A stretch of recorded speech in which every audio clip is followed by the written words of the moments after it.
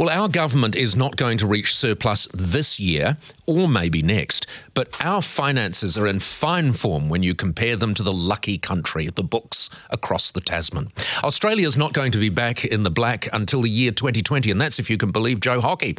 As you'll know, the country's budget was delivered earlier this week, but it's still the subject of much debate. Australian correspondent Jason Morrison is with me now. Jason, good morning to you. How are things in the lucky country, Jason? It's fantastic. I think our deficit could almost buy New Zealand.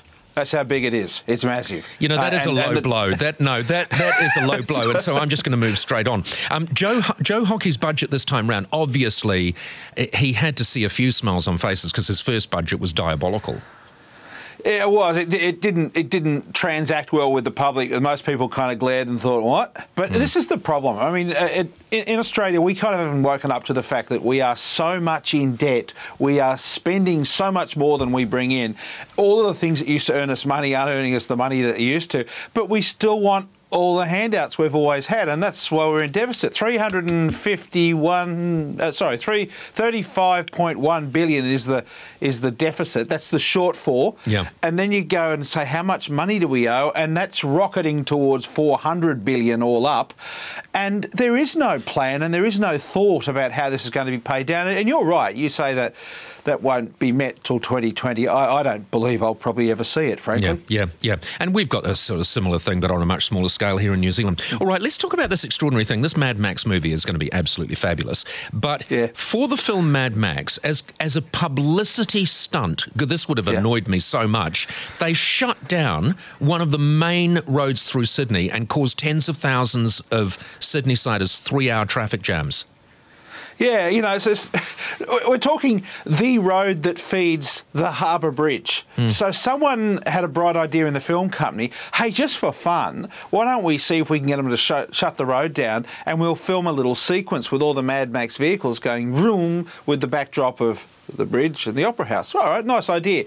However, did they ask to do it midweek, right in the middle of a business day? And did some imbecile in government say, hey, that's a good idea? So they shut the traffic down. 3-hour traffic jams. Unbelievable. And of course, the government response is, you know, like all these, they were coming back and say, but the value on a world stage for Sydney, what crap. I mean, it's just absolute crap.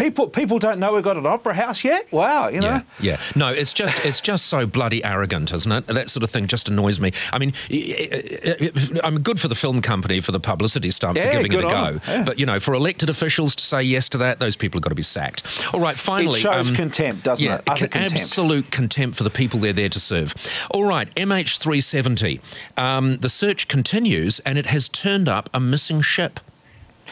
Yeah, about 4 kilometres under the water. They found what they honestly at first thought were bits of plane because it just looked like debris and it was scattered all in the one spot, and so it got analysed and reanalysed. This costing us about $180 million to do this search in cahoots with Malaysia. Anyway, they go and do a resample of the images and then they think this is something real, so they send them off again. They get even closer in and they discover, aha, we've found something, an anchor.